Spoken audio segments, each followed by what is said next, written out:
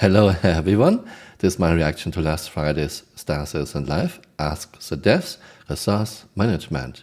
Usually I don't watch Star Citizen Live because this makes me always very sad. I always get the impression here you have 2 to 4 guys, they want to make a space game, they are just starting out and they are brainstorming. I never get any vibes of CHE has a plan, CHE thinks things through, CHE thinks in advance. At best, I get the impression just wing it, and this in year 12. With the SRV, we'll now be able to grab it with a tractor beam and pull it back to a repair station and get it repaired instead of waiting for the insurance payout. The repair isn't in yet, so you will be able to move it, and but repairing, I think, doesn't, like, we didn't prepare it for that yet. Most people don't know that you can get repaired from soft def now. This is too funny. Just the day before, a CHE dev said you can repair from soft dev. No, you can't. People tried it. And now another CHE employee told us you cannot yet. Looks like flow of information isn't exactly fantastic within CHE. But for the future, that will be the case, that you have like the dedicated drop-off points where you can then fix the ships that you cannot repair on site anymore, especially the bigger ships with, because there's the concept of size 1 and size 2 ship items you can replace, right? You can pull them out with a tractor beam and pull something or push something back in to that, whereas with like the bigger items, size 3 and size upwards, you cannot remove. So if they are destroyed, you lost them, and then you need to bring the ship that is now dead in the water into the hangar and have it repaired there. I wonder if CHE even realizes that we have a lot of ships that don't have the components yet. For example, freelancer constellations. How are we supposed to repair those? How are we supposed to pull out components with a tractor beam if they don't have their components yet? Not to mention, some ships that already have their components have some in very strange places that you couldn't reach, or that would be very hard to reach. With the implementation of the engineering role, how hard will it be for a solo player to fly a multi-crew ship like the Cutlass, Constellation, or anything bigger? So it will be harder, but only it will be harder if you have a ship that already has a certain age. So if you have your brand new ship that you just pulled out of your hangar for the first time, the wear and tear is non-existent on it. So that means that there is no maintenance required. So if you prepare the energy management on the ship, no matter the big the ship is, you can fly it on your own. But does it really make sense? Because then you are suddenly on the move, then you might get attacked, so parts will get destroyed on your way. That will result in, you from the pilot seat have to get up and then walk over to those destroyed pieces and repair them. So yes, you can do it, but like it will be a real pain to actually maintain your ship. It will be harder to maintain your ship if it has a certain age, which of course makes perfect sense, but Chris always loves to overdo things. For example, dying of thirst in 90 minutes, dying of hunger in 5 hours.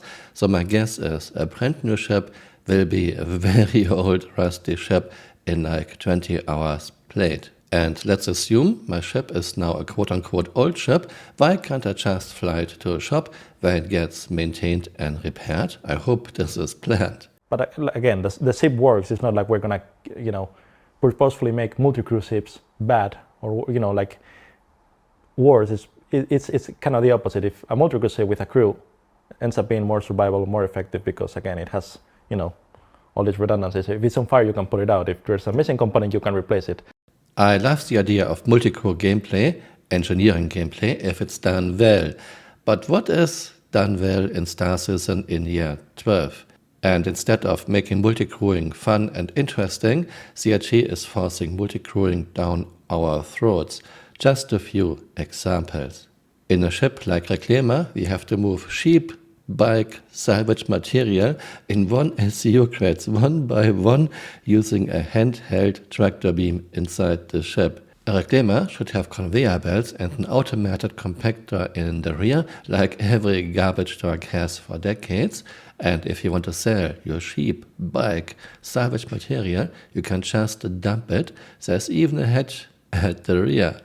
Loading, unloading our bigger ships ourselves, bring some friends. It's so much fun to load a Hercules C2. Even Chris said 6 years ago, the crew of a container ship doesn't do loading themselves. There are services. We have none in year 12. Like if I have a big container ship and I pull into the port of LA here at Long Beach, there's a whole setup. There's longshoremen, big cranes, and there's service. And the crew of the container ship don't actually unload the containers themselves. There's equipment that does it, and there's people that are paid to do that. And I would say that in general, in sort of the bigger sort of spaceports, you would have that same kind of setup. Before 3.0, turret guns on Cutlass and Gladiator were slave to the pilot. Now we need a second person just for the turret guns. Antares, where only the second seat has access to EMP and quantum dampener, and this second seat has to press 2 buttons. I guess it will be very hard to find someone who wants to do this. I wouldn't. Are you ready to press the EMP and the dampener buttons on the ship? And there's more. So either CRG doesn't care and force us into boring multiplayer content, or CRG has no idea how to create fun and engaging multiplayer content. I don't know which is worse. And now it looks like instead of making engineering gameplay fun, CRG will once again force it down our throats. Next question is about repair. Are minigames planned to fix things, or is it just nothing but magic beams over and over and over again? So there were plans for having more bespoke repair, but that will not be part of the initial release. We will just go for the simple solution first, and then we will observe how that actually is perceived by the community. And if there is the necessity to actually make it more complex or more bespoke per item, then sure, we will think about that. I am totally fine with repair being easy. I'm not fine with just another beam. What's wrong with a repair hammer or a wrench? We have gun laser beams, which is fine. We have mining beams. We have healing beams. We have tractor beams. We have salvage beams. And now we have repair beams. We are a simulation-driven game. Please don't give me this. Star Citizen is a 95% magic game, which is fine for a game. But please don't tell me Star Citizen is a simulation-driven game. There are no simulations in Star Citizen. It's all made up. Star Citizen doesn't even have some very basic physics in year 12. We're often fond of saying bring it to the point of realism, then bring it back to the point of fun. Jared loves to say this. We are starting at a point of realism and then we are bringing it back to the point of fun. No, you never do this. Nothing in Star Citizen is real. It's all made up. Dying of thirst in 90 minutes is realism. Dying of hunger in 5 hours is. Please stop saying this. Just accept that Star Citizen is a magic game, which is fine for a game. I like to point out, because I get this occasionally as a comment, there is no accelerated time in Star Citizen yet. And even if there would be, dying of hunger in 5 hours is like an acceleration of 120 times. You open the cargo bay of an A2 while you're in space. Well, there goes your air. Funny you are saying this, there goes the air, because same is true if you want a bomb above a planet or moon without atmosphere or with toxic atmosphere, because there's nothing separating the bomb hatches and the bombs from the rest of interior of your A2. Just another example of a ship that is not built with an atmospheric room system in mind, something CRG still wants. At the same time, yes, if you know it, if you know where each ship's components are, you already know where to shoot. Yes, this is already in the game. If you know where components are and you are using area of effect ballistic weapons, you can easily just shut down components. Which leads to the question, why are components, for example shield generators in Gladius, Ares and Saber, at the same spot, side by side. It looks to me like where components are placed is pretty much an afterthought. An artist said, hey, I found a spot for the components, let's just put them in without any redundancy, both shield generators at the same spot. Where does the air come from? Is it stored in tanks, or does the life support component take electricity and simply generate air? Yeah, well, that is an open discussion right now. So it might change. So as of now, we have a tank that stores the atmosphere that you have in your rooms. So if you have a room, let's take an example with one room, and you want to vent that room. We don't vent the atmosphere in that room outside. We vent it into an auxiliary storage so that you don't lose it, because we see the atmosphere as a finite resource, and you should really care about your atmosphere in space because it's a precious resource, right? And again, CRG said we want an atmospheric room system, which I would like very much because I think an atmospheric room system can add a lot to the game. However, if CRG still wants it, why are ships not built with an atmospheric room system in mind? Does Chris really think reworks don't cost time and money? Of course, I don't expect every ship, actually I expect no ship to be released perfectly, but Star Citizen has so many ships that are not built with an atmospheric room system in mind that those ships need a rework. And now some examples of ships that are not built with an atmospheric room system in mind. This is Valkyrie. If you want to get out on a moon without an atmosphere or in space into EVA, you have to open the big ramp or the side doors, and this whole area will get exposed to the vacuum of space. Not impossible, but this is a huge waste of resources. You have to pump all this air out and in again, or you can just vent it out and have to replace it. Yeah, and those beds are not protected. They are exposed to the vacuum of space. This area could actually be closed. There's a door, but it's not working. So right now, your turret stations are exposed to a vacuum of space too. Cutlass Black, if you want to leave the ship, when you have no atmosphere outside, you have to open the ramp or the side door.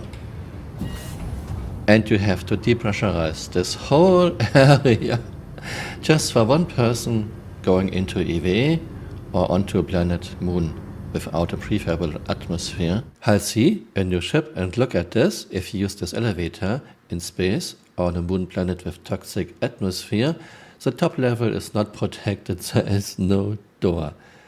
Of course, you can do this, but this is a huge waste of resources. There could easily be an airlock here. Argo Raft. If you have to use this elevator in space or on a moon planet with toxic atmosphere, your second level is protected, but your top level has nothing. Your top level is exposed to vacuum of space or toxic atmosphere. Yeah.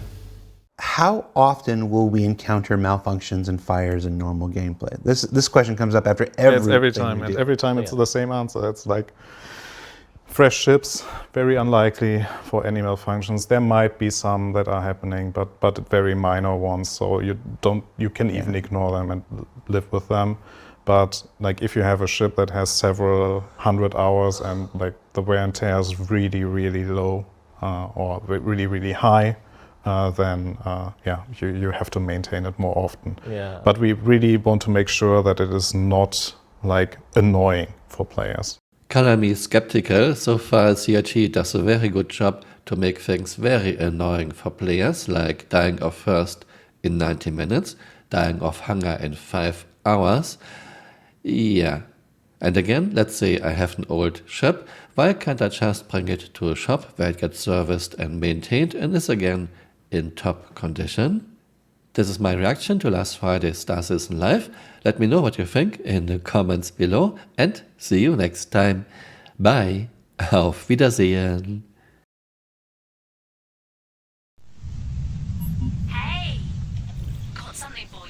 Next one.